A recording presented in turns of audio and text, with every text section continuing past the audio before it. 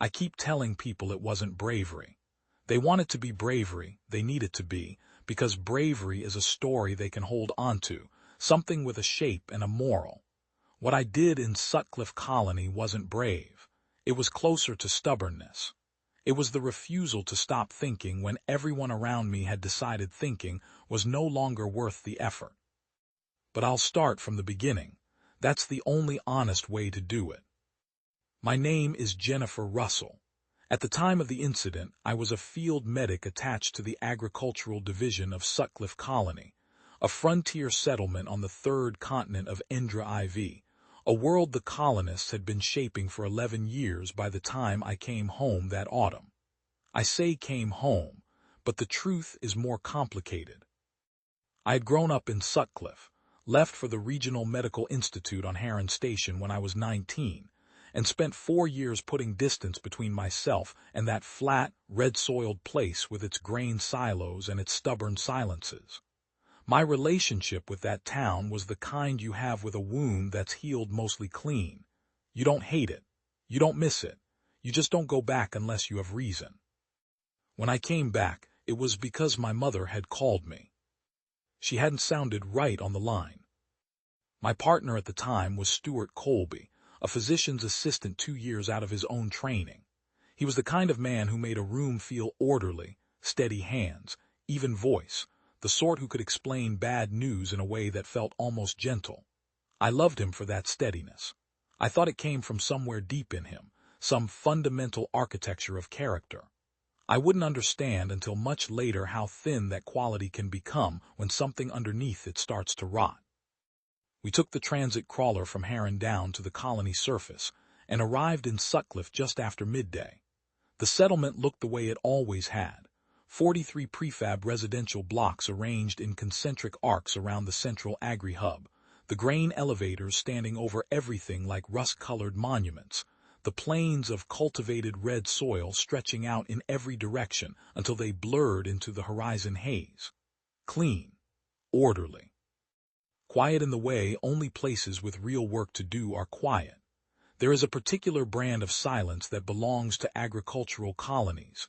Not the silence of emptiness, but the silence of effort, of people concentrating, of machines doing their patient work in the background. I had grown up inside that silence. Standing on the crawler platform and hearing it again was like putting on an old coat and finding it still fit. We went to the medical center first. My mother, Margaret Russell, was in the ward on the second level. The attending physician was Dr. Emmett Carr, who had been practicing medicine in Sutcliffe for longer than I had been alive. He was 60-something, white-haired, carrying the comfortable authority of a man who knew his community and his place in it. He told us my mother had experienced what he called an acute behavioral episode, that she had, in his careful phrasing, harmed herself in a moment of distress. He said she was stable. He said these things could happen. He said the colony psychologist would be in to see her. I sat with her for an hour. She was sedated, her hands folded on the blanket, her breathing slow. She looked smaller than I remembered. My mother was a woman who had always seemed to take up more space than her actual dimensions warranted, a quality of presence, I suppose, the kind that comes from 40 years of doing exactly what you say you're going to do. Lying sedated in a medical center bed, she just looked like a woman. Through the window behind her, I could see the Eastern grain elevator, and a pale strip of sky the color of old copper. I remember watching that sky and thinking, something is wrong here, not with my mother specifically, with the air, with the light, with the particular way Dr. Carr had said the word distress, as though he were reading it off a list rather than recalling a patient he had known for decades. A man who had known Margaret Russell for 30 years would say her name when he talked about her. Dr. Carr had said the patient. Just once, but once was enough. I noted it and let it go. That was my first mistake, not my last. Stuart and I took a room in the colony hostel that evening. We ate in the common dining hall with a dozen other residents. The food was colony standard, grain protein, cultured vegetables, the powdered supplement drink that every agricultural colony issues from the same central manufacturer on Heron. It was a nutritional formulation, designed to compensate for the dietary gaps in frontier food production, and every colony in the system had some version of it. The taste was always the same, chalky, faintly sweet, with an aftertaste that sat in the back of the throat for an hour afterward. I ate my meal and drank water. Stuart drank the supplement. He'd always liked it better than I did. I had never been able to get past the aftertaste, and I'd trained myself out of the habit years before at the Institute, where the teaching staff were particular about not relying on processed supplements when whole nutrition was available. I slept badly, Stuart slept fine. In the morning, things began to change. I noticed it first in the dining hall at breakfast. A man named Keller, I had known him since I was 10 years old, a quiet farmer with 2 daughters and the kind of face that looked permanently sunburned, sat down across from his colleague, and without preamble, told the man exactly what he thought of him. Not angrily, not in the manner of a confrontation long overdue, more like someone reading from a document they'd been carrying for years and had simply decided that morning to unfold. The colleague sat there blinking while Keller listed grievances with the flat affect of a man reading inventory, late deliveries, a disputed boundary line, a comment made at a colony council meeting 4 years ago that Keller had apparently never forgotten. When he was done, he stood up, picked up his tray, and left. The colleague watched him go and then went back to eating. I watched all of this. Stuart did not. He was looking at his food, turning his fork over in his hand, thinking about something that had nothing to do with Keller. I went to see Margot Hensley that morning, a woman I'd known since childhood, whose family farmed the plots east of the main hub. She had a son named Jimmy, 9 years old, and a younger boy named Sean.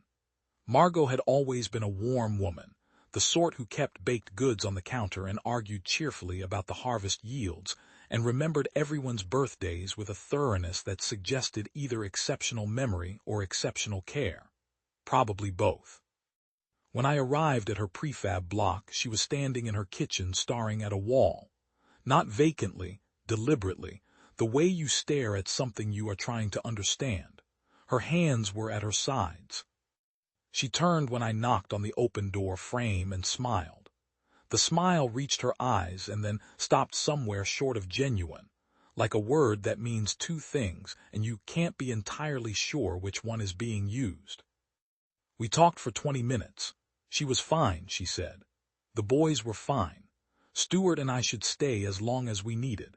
She poured me water from the tap, colony tap, which I drank without thinking, which I would spend a long time afterward thinking about, and we discussed my mother's situation in the careful way of women who have known each other since childhood and have long since worked out which topics require care. She did not offer the supplement drink, which I found strange only because she always had before. It was a reflex in colony households, the same way people on older worlds offer tea. You arrive at someone's home, they offer you the supplement. Margot had always been the kind of hostess for whom reflex hospitality was practically a religion. When I left, Jimmy was sitting on the front step. He was 9 years old and slight for his age, with his mother's coloring and his father's watchful stillness. He watched me walk down the path with the eyes of someone who had decided something about me and was waiting to act on it. Children do not usually look at adults that way. Adults look at adults that way sometimes. Children are supposed to be less certain of things. I kept walking. I didn't look back. The seismic event had happened 3 days before our arrival. A minor tremor, colony geological monitoring, had logged it as a 2.4 on the standard scale, barely enough to rattle the grain elevator sensors. The surveys afterward had shown no structural damage to the settlement. What the surveys had not shown, what no one had thought to look for, because why would they? Because no one in 11 years of Sutcliffe's history had thought to look beneath the particular substrate layer that the tremor had fractured, was the presence of a deep sediment organism. I didn't know any of this yet. I wouldn't know it for certain for another 36 hours, but I was starting to understand the shape of something, the way you understand the shape of a thing before you can name it, the way an experienced medic can feel a patient tipping before the monitors catch it. There is a texture to wrong that you learn over years of paying attention. Sutcliffe had that texture. The organism, the xenobiologists who came later would spend years arguing about its taxonomy, its evolutionary origin, whether it was properly alive in any sense the older definitions of the word could accommodate, had been locked in the sediment beneath the colony for longer than human beings had existed as a species. The tremor had fractured the cap layer. The colony water reclamation system drew from deep wells. And the supplement drink, manufactured on-site from reclaimed water and a nutritional base, had been dispensing the contaminated supply for 61 hours before I walked into that dining hall. The organism did not kill its hosts. That was the important thing, the thing that took longest to understand, because every training protocol every medic carries is built around pathogens that want to destroy the tissue they inhabit. This one did nothing of the kind. It colonized the prefrontal cortex. It did not damage it. It simply inhibited, muted, like a hand placed very gently but very firmly over the part of the brain that generates delay between impulse and action. The neurological function was intact. The executive function was intact. The capacity for reason, language, memory, and emotion, all intact. What was gone was the automatic, trained, practiced habit of restraint. The colonists who had been drinking the water were not sick. They were not in pain. They were not, in any conventional sense, incapacitated. They were functioning human beings who had simply lost the gap, the space between wanting something and doing it, the thin, essential moment of hesitation that separates civilization from chaos. They were fully themselves. They simply had no brakes. I didn't understand this that first morning. I understood it the way you understand weather, as a pressure change, a shift in how the air sits before the storm has a name. By midday, Stuart had become someone I didn't recognize. Not dramatically. There was no single moment of rupture. He was still Stuart, still moved with the same economy, still spoke in the same measured cadences. But something underneath had shifted, and the shift was visible in the way he looked at people. Not unkindly. There was nothing hostile about it. It was more like the look of someone who has stopped editing themselves, who has stopped performing the small social negotiations that fill every ordinary interaction. He looked at people the way you look at furniture, directly, practically, assessing. No warmth, no performance of interest he didn't feel, and when he felt something he said it with the same directness. At lunch he said something cruel about a couple at the next table, said it quietly, almost under his breath, but not quietly enough. Said it the way you'd note a fact about the weather, without apparent consciousness that it was the sort of thing one doesn't say. When I looked at him, he met my eyes without embarrassment and went back to his meal. I set down my fork and I thought, there it is. That evening he made a decision about Jennifer's brother Eddie, something rooted in a situation I had known about in the abstract, a resentment Stuart had always kept carefully suppressed, managed with the same careful professionalism he brought to everything. He acted on it in a way that left Eddie in the colony infirmary. I am not going to sanitize this. Stuart put Eddie in the infirmary. He did not feel guilty about it afterward. He sat in the hostel room afterward in the dark and told me he had done what needed doing, and said it with the tone of a man who has finally gotten around to a task that had been on his list too long. He seemed, if anything, lighter. I left the room without speaking.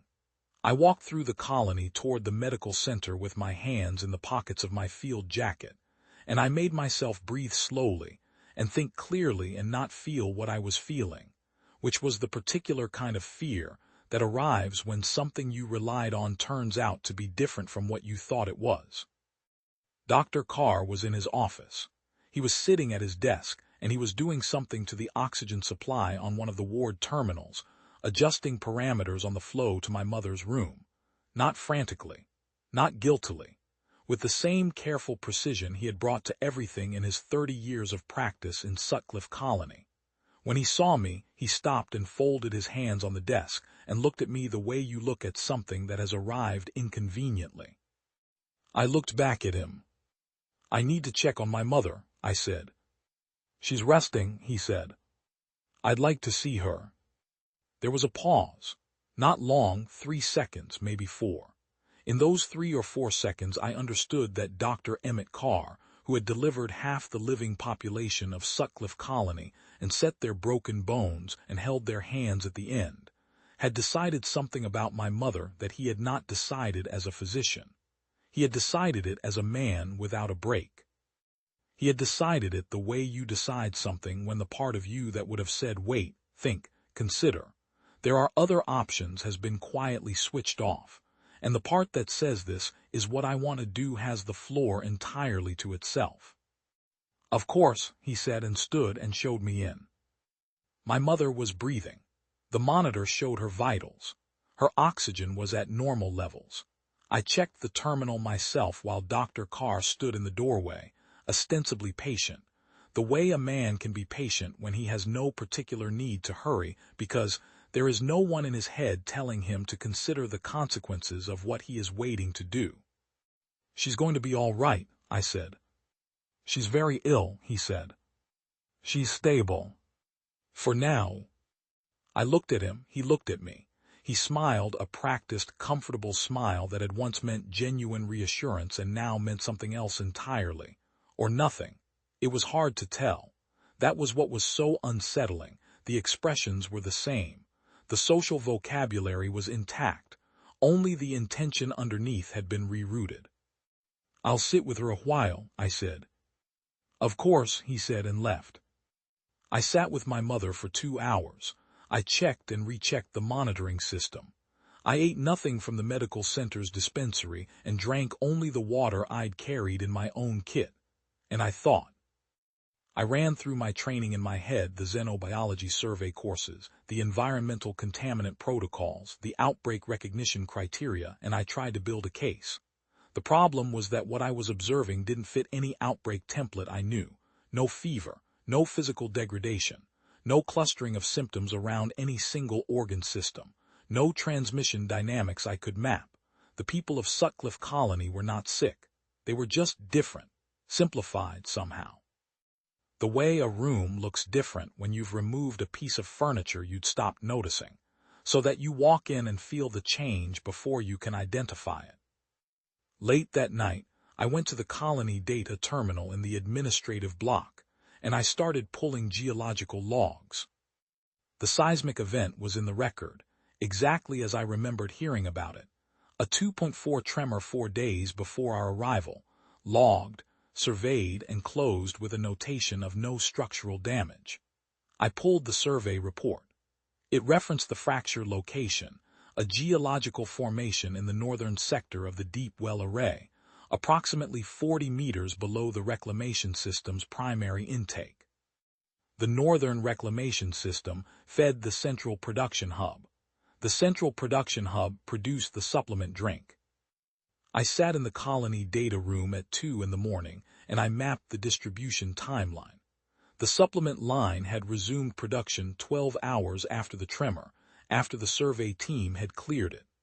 The first batch of post-tremor supplement had gone out 61 hours before our arrival.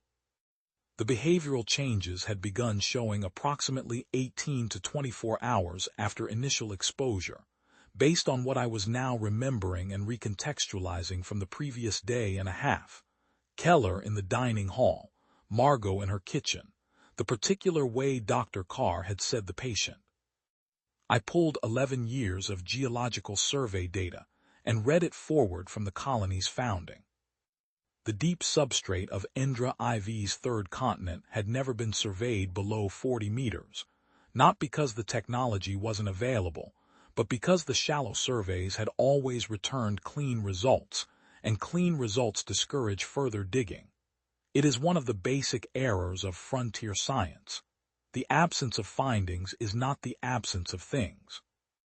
I found the footnote at 145. It was in the initial survey report from the colony's founding year, buried at the end of a section on geological anomalies, an unusual concentration of organic matrix material at depth, noted by the survey team as likely fossilized biological matter, consistent with Endra IV's pre-atmospheric conversion paleobiological record. Fossilized, ancient, inert. They had been wrong about the inert part. I cross-referenced everything I had.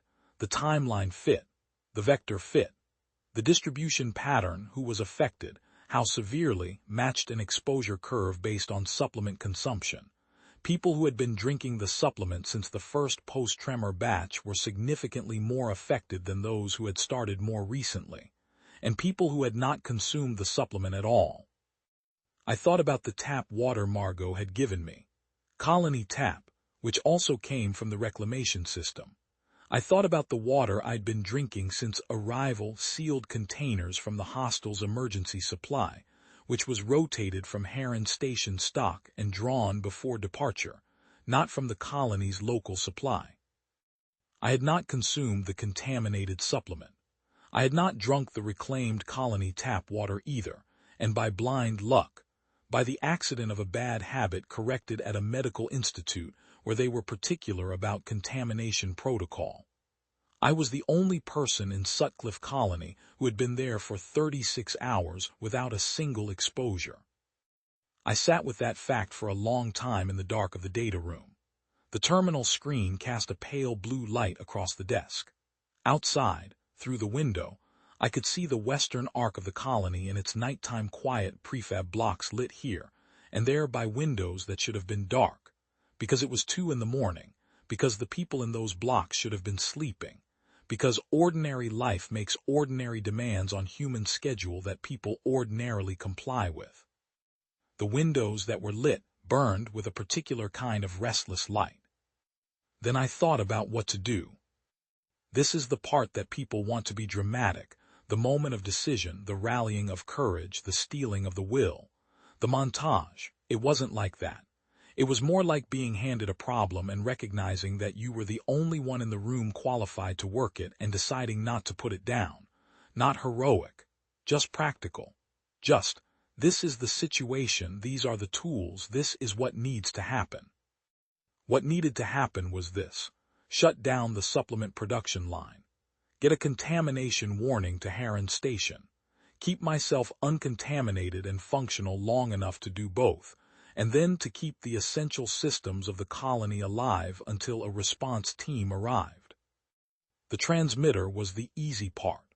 I had a colony band emergency unit in my medic kit, standard issue, designed for exactly this kind of situation, transmitting directly to the regional coordination hub on Heron on a frequency that bypassed the colony comm system entirely. I sent the signal at 300. I kept it short and factual: the coordinates of the fracture site, the specific contamination vector, my assessment of the progression curve and severity, the exposure timeline from the supplement distribution logs. I asked for a xenobiological response team and a medical intervention unit. I gave them my name and my colony medic credentials, and I told them I was the only uncontaminated person I could confirm in the settlement. Then I went to shut down the supplement line. The production hub was at the center of the colony, a squat prefab structure with the standard beige paneling and the low, continuous hum of automated systems that never fully sleeps. It ran on minimal overnight staffing, usually 2 technicians for the night shift, monitoring the automated processes and handling any manual interventions. I had been inside it twice in my life. Once on a school field trip at age 12, when the hub manager at the time, a woman named Akafer, had shown our class the processing floor with the enthusiasm of someone who genuinely loved her equipment. And once the previous summer, when I'd come back briefly, and the current hub manager, a man named Praux, had given Stewart and me a tour because Stewart had expressed polite interest in the processing systems. I had not been especially interested in the processing systems. I was interested in other things that summer, but I had been standing there while Stewart asked questions and Praux answered them, and I had been listening because I always listen, and I had filed away what I heard without knowing why. the way you file away things that seem peripheral until they don't. I knew where the emergency shut-off valves were. I knew the location of the master distribution control panel. I knew that the service entrance on the east side required a colony ID and a 6-digit access code. And I knew the access code because Praux had entered it while talking about something else, the harvest forecast, I think, or the new reclamation filters. And I had been watching his hands because I watch hands when I'm in unfamiliar spaces. Another habit from the Institute. You learn to read hands before you learn to read faces. I got inside. The hub was quiet in the way of an automated system doing its patient work. The monitoring room was off the main corridor. I could hear one of the overnight technicians through the closed door, talking at length about something in a tone that had long since passed the boundary of professional communication. He was telling someone things that no workplace conversation has occasion to include.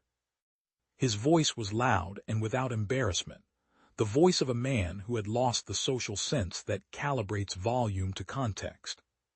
The other technician's voice I did not hear. I went to the back of the main processing floor and found the distribution manifold.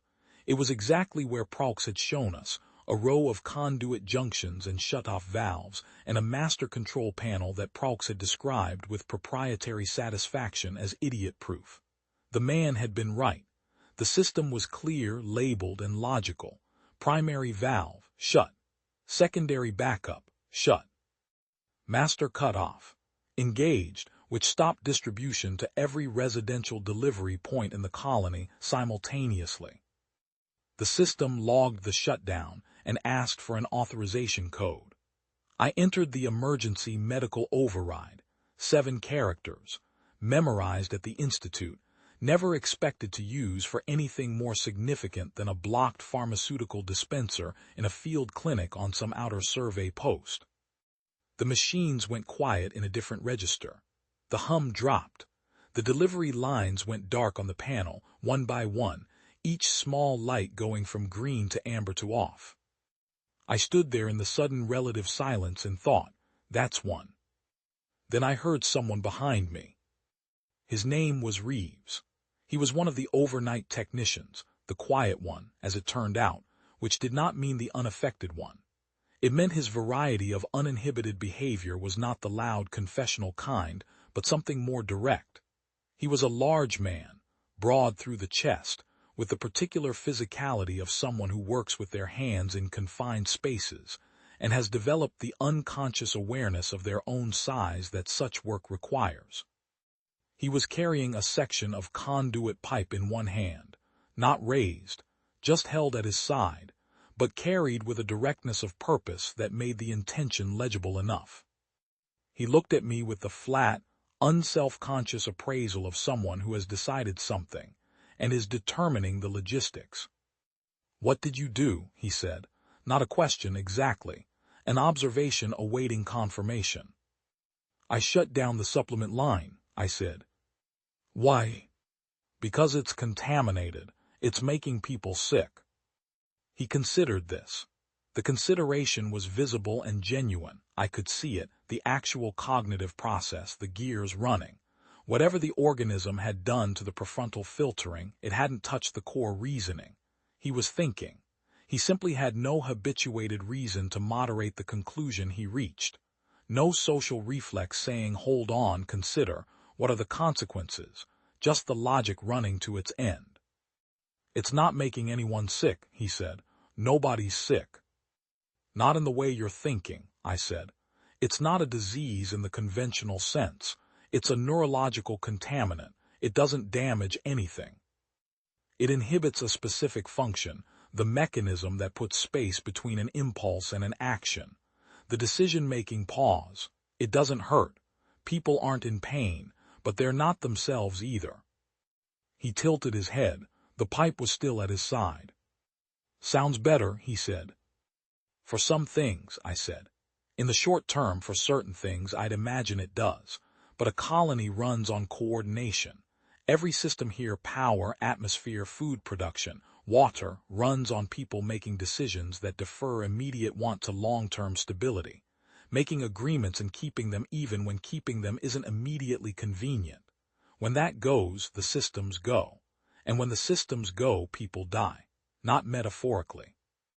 The actual atmosphere processing fails and people suffocate. That's the end of that equation. He thought about this. I watched his face and saw the calculation running. You're not going to turn it back on, he said. No. I could make you. You could try, I said. You'd probably succeed. But in about 8 to 9 hours, a response team is going to arrive from Heron Station. And if you've incapacitated or killed the only uncontaminated person in this colony, that response team is going to have a considerably harder time understanding what happened here, sequencing the treatment protocols, and getting this settlement back to baseline. Which means you, and your family if you have one here, and every person you have any regard for, stays this way longer. A silence. The automated systems hummed around us. What treatment, he said. The organism can be cleared. It's a contaminant, not a permanent alteration. The prefrontal function comes back. Your judgment comes back. Everyone's does. He looked at me for a long moment. I held still and let him look. My judgment, he said, and there was something in his voice I still think about. Not contempt, something more complicated. The beginning of something he couldn't quite locate. You could see it moving through his face, looking for an expression that fit. Yes, I said. He put the pipe down against the side of the manifold with a sound that was almost careful. He sat down on the floor of the processing hub with his back against the wall, and he looked at the ceiling, and he was quiet. I walked past him and out through the service door and into the night.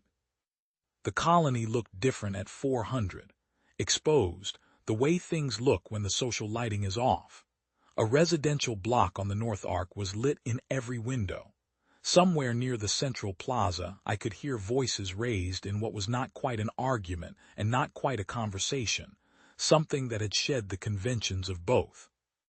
A figure crossed the path ahead of me, moving fast toward the agri-storage sector, carrying something bulky, going somewhere with the purposeful stride of someone who has stopped pretending they have a reason not to. I went back to the medical center. I sat outside my mother's room in the corridor in a hard chair with my back to the wall and a clear line of sight to the ward entrance. I had water in my kit. I had stim tabs which I would ration. I stayed awake using a counting method an instructor had taught me for overnight duty shifts, a rhythm of attention that keeps the mind sharp without burning it down. I counted. I watched the ward door. I watched my mother's monitor through the window. Dr. Carr came at 5:30.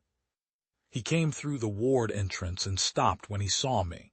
He looked at the oxygen terminal through the window, at the alert indicator I had put on the panel. He looked at me.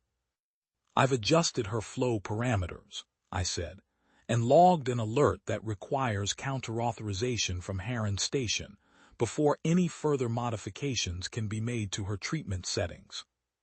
He looked at me for a long time.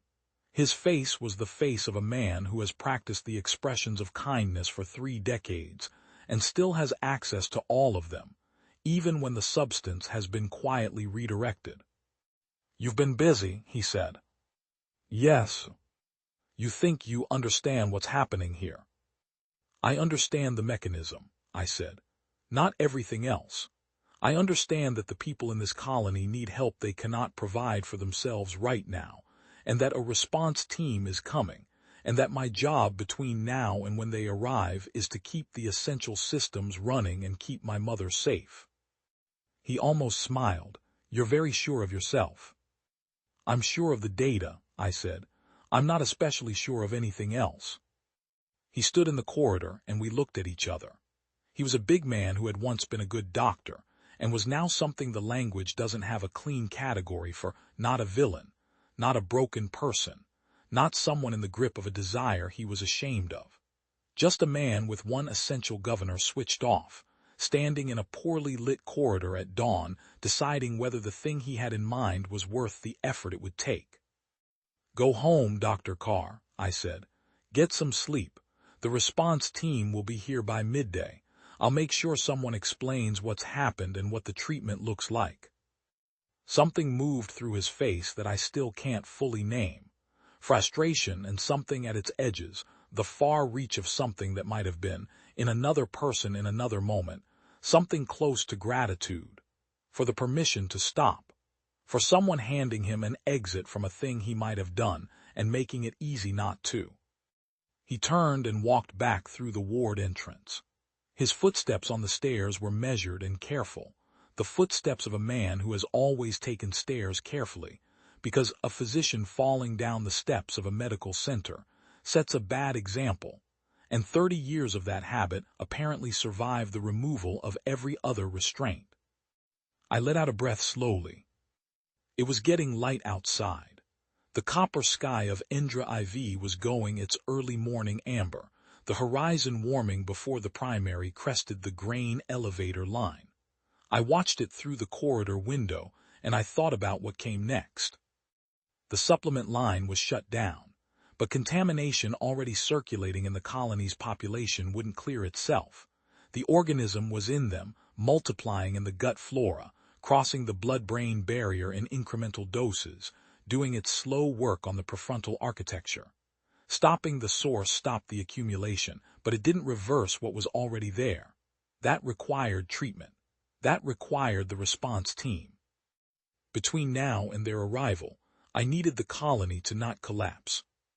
A colony is a machine built from human agreement.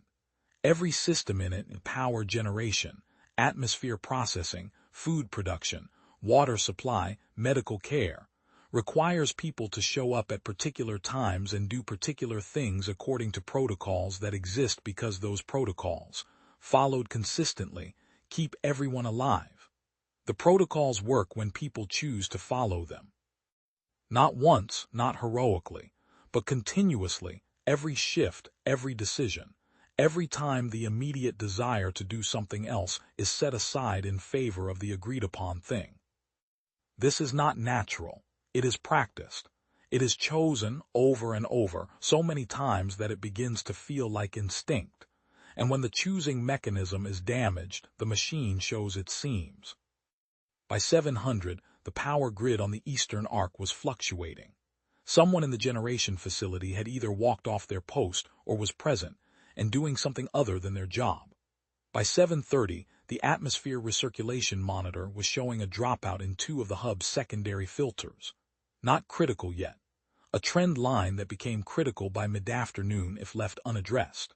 By 800, the colony comm system was carrying 3 simultaneous unsolicited broadcasts.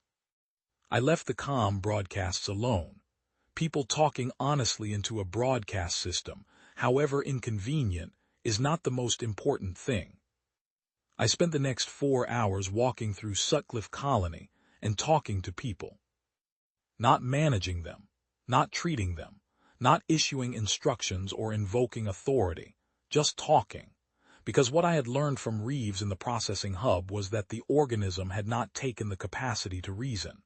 It had taken the automatic deference to consequence, the habituated, socialized, practiced reflex of considering others, considering the future, considering the shape of things beyond the immediate moment. But the reasoning was still there, still running, still capable of being handed something and working with it. The key was specificity.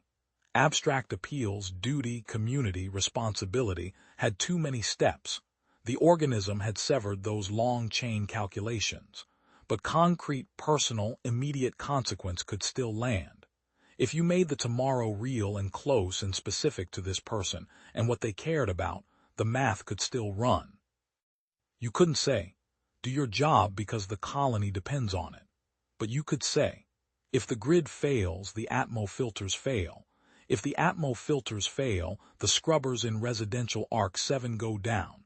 Your wife is in Arc 7 with your 2 kids, and a scrubber failure at their age is a medical emergency within 6 hours. I got the Eastern Arc grid stabilized by talking for 12 minutes with a woman named Asha Praux, the hub manager's daughter, who had worked the generation facility for 6 years and understood its systems better than anyone in the colony except possibly her father. I explained the Atmo cascade. I named the specific blocks that would be affected. I did not ask her to do her job.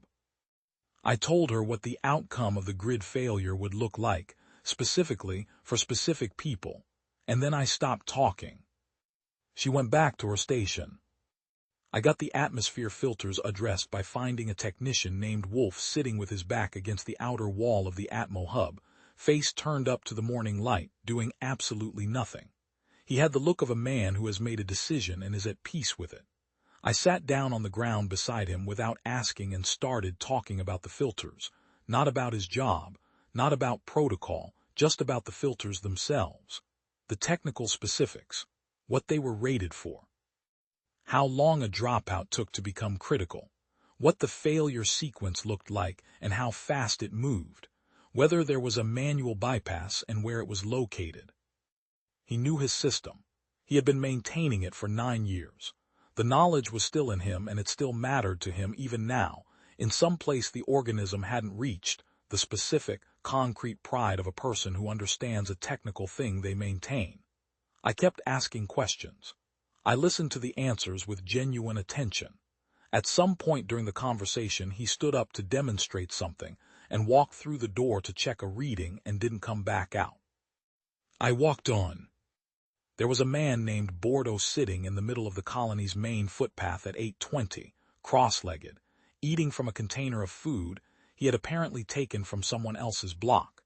He looked up at me without embarrassment. He was a colony council member, one of 7 elected administrators who ran the settlement's governance and resolved disputes and approved the quarterly infrastructure reports. I had been introduced to him at a community event 2 summers earlier. He had the particular bearing of a man who had spent 20 years in public service and had learned to make every action look considered. He was eating someone else's food in the middle of a footpath at 8:20, with the serenity of a man who had resolved a very old argument with himself. I sat down across from him on the path. He watched me with mild interest. I need to know whether the emergency beacon on the colony's secondary communications relay is functional, I said. He thought about this. It was functional as of the last test cycle, he said, 8 weeks ago. Who has the access code for the relay housing? The comms technician has a physical key. There's also an override in the administrative block, Cabinet 7, 3rd shelf. Thank you, I said. He went back to eating. I got up and walked to the administrative block. I didn't need the relay. My emergency transmitter had already reached Heron, but I had learned, somewhere in the first 6 hours of that night, that the most useful thing I could do with some of the affected colonists was give them a practical question to answer. The part of them that knew things that had stored 11 years of colony-specific knowledge in specific, retrievable form was intact and available. The organism hadn't touched memory or technical competence or the particular professional pride that lives just below both. If you could reach that part, you could get useful information. If you were lucky, you could sometimes get cooperation. Bordeaux called after me as I reached the corner of the administrative block. The atmosphere filters on Arc 7, he said. Someone should check them. The secondary scrubber runs hot in this season. I stopped and looked back at him. He had finished eating and was sitting with his hands loose in his lap, looking at nothing in particular. His face had the quality of a man who has said something he wanted to say and is satisfied with having said it. I'll send someone, I said. I sent Wolf, who had by then been inside the Atmo hub long enough that his professional reflex had apparently taken over from whatever had pulled him outside in the first place. He handled Arc 7's secondary scrubber without being asked twice. There was a fire. It started at 9:10 in a storage unit on the western edge of the colony, in an area used by the agri-survey teams for equipment staging. I smelled it before I saw it, the particular smell of colony composite burning, which is not the clean smell of wood smoke but something chemical and low and wrong. By the time I reached the western perimeter, the unit was well alight, a column of dark smoke rising into the copper sky in the windless morning air. 3 people were watching it. One of them had started it. She was standing closest, watching with the absorption of someone observing a thing she has always wanted to see. The other 2 were watching her watch it. The unit contained survey equipment. It did not contain anything critical to colony function. I made that determination in about 15 seconds, and then I made a decision about where my time was better spent, and I kept walking. This is the part that people find hardest to understand when I tell the story, the parts where I kept walking, where I saw something bad and didn't stop. The fire was alarming. It was not, in the overall calculus of what was happening in Sutcliffe that morning, the most important thing. A medic learns triage.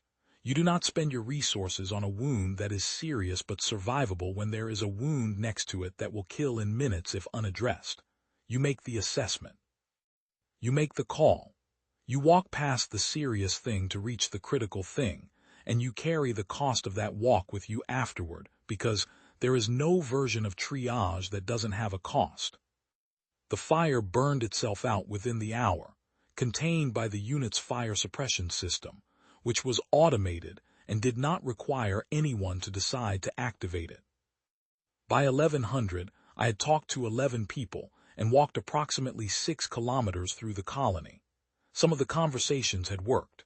Some had not, and in those cases I had found something I could address directly or logged it in the notes I was keeping on the back pages of the same maintenance schedule I would later hand to Dr. Vasquez. The notes were not organized. They were the record of a person operating on water and attention, and very little else, writing down what mattered because she didn't trust herself to remember it all by the end. I was tired in a way that goes past the body, the kind of tired that settles in the specific place behind the eyes and makes everything look slightly too sharp, slightly too bright, the world clarified to an uncomfortable precision. I had been awake for 27 hours. I had eaten nothing since the previous day's midday meal. I knew both of these things, and I noted them the way a mechanic notes a low warning light. It's there, it's real. Address it when you can, not now. I did not find Stewart. I will not pretend I wasn't looking for him. I checked the hostel, the medical center, the paths between them. He wasn't anywhere I expected him to be, which told me he had found something to do in a part of the colony I hadn't reached. I logged it. I kept moving. Some things you cannot fix in the middle of the crisis. You fix what's in front of you and you deal with the rest when the immediate emergency has a response team attached to it. The shuttles arrived at 11:47, 3 of them from Heron Station, descending on the secondary pad in the clean formation of a practiced rapid response, a xenobiological assessment unit, a medical intervention team, 2 colonial authority officers there to evaluate the emergency declaration. I was standing on the tarmac when they came off the ramp, with my medic kit on my shoulder and the geological survey data I'd printed, and a handwritten summary on the back of a colony maintenance schedule from the previous year, the only paper I'd been able to find. The xenobiologist in charge was Dr. Vasquez, gray-haired, close-cropped, with the slightly preoccupied focus of someone who is always running 2 problems in parallel. She read my summary while I talked. She asked 3 questions. They were precise, technical questions aimed at the parts of my assessment that were least certain: the exact exposure curve, the transmission depth, whether I had observed any secondary vectors beyond the water supply. I answered 2 with confidence, and told her the 3rd was outside my training, and she'd need to determine it herself from the sediment samples. She looked up from the maintenance schedule. "You're the medic who sent the alert?" "Yes." "You've been up all night?" "Yes." "Did you sleep at all?" "No." She handed the maintenance schedule back to me. "Get water from our supply sealed, nothing from the colony system, and brief my team lead on the power and atmo situation. We'll do an environmental sweep first, then sequence treatment by functional priority." She paused. "You did good work." I didn't know what to say to that. It wasn't false modesty. It was that I couldn't quite locate what she meant by good work in relation to what the night had actually felt like. The night had felt like a long problem that hadn't killed me yet. Not good work. Just work, done because it was there and no one else was doing it. "Thank you," I said. The treatment took 11 days. Not because the xenobiology was complicated. Dr. Vasquez's team had an organism-specific chelation protocol ready within 18 hours of their arrival, which told me this wasn't entirely unprecedented, that someone somewhere had encountered something analogous, which was its own unsettling thought to sit with. The 11 days were logistics. You cannot treat 4,700 people simultaneously. You sequence by functional priority. You manage the behavioral incidents as they come. You watch the treated population slowly reach critical mass and begin to stabilize itself. My mother was treated on day 2. She woke from sedation clear-headed and afraid, genuinely, articulately afraid, with the specific fear that requires self-awareness to sustain. I sat with her for 3 hours while she rebuilt the previous week from the fragments. She didn't cry. She asked questions in the careful, methodical way I recognized as the source of the same habit in myself. Dr. Carr was treated on day 3. He came to find me on day 5. I was in the medical center writing incident reports. There were many incident reports, and he came in without knocking and sat down across the desk and put his hands flat on the surface and looked at them for a while. "My patient record," he said without looking up. "Margaret Russell." "Her file is intact," I said. "Her record shows she received appropriate care throughout." He looked up. I held his gaze. "I was going to," he began. "I know," I said. A silence that took up all the space in the room. "I don't know how to," he began again. "I know," I said. "Write it in your own report if you decide to, or don't. That's between you and whoever you answer to. She's well. She doesn't know. I'm not going to tell her." He nodded slowly. He looked back at his hands, 60-something years old, 30 years of careful, decent work. 3 days ago he had learned what he was capable of without the mechanism that kept him from it, and he would carry that knowledge for the rest of his life. You cannot unknow a thing like that about yourself. It lives in a specific room inside you, and the door doesn't lock. I didn't pity him, but I understood something about him I hadn't before, that the mechanisms are not decorations hung over a truer self. They are the self. Strip them away, and what you get is not the authentic person underneath. What you get is a person with a hole where the person used to be. He left without further words. I went back to the reports. The colony was functional by day 11. The contamination vector was sealed. The reclamation system was flushed and certified.